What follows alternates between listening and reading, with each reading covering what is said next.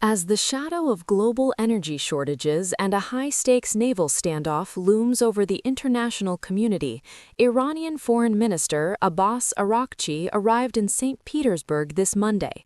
His mission to secure Russian backing for a high-risk diplomatic proposal aimed at ending the 9-week naval blockade of the Strait of Hormuz. The foreign minister's arrival in Russia marks the final leg of a frantic weekend tour that saw him ping-ponging between Pakistan and Oman. In Muscat, Araghchi emphasized the critical role of coastal states in maintaining maritime security, stressing that the interests of Iran and Oman are inextricably linked.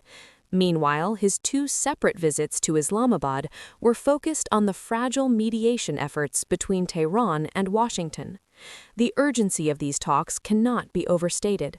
Despite a conditional ceasefire that was extended by U.S. President Donald Trump last week, the Strait of Hormuz remains effectively closed to most commercial traffic.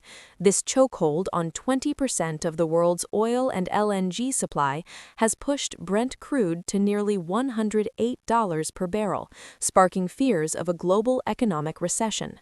In a significant shift, reports suggest Araghchi is carrying a new proposal, leaked initially by Axios, offering to reopen the strait and end the war in exchange for a lift of the U.S. naval blockade.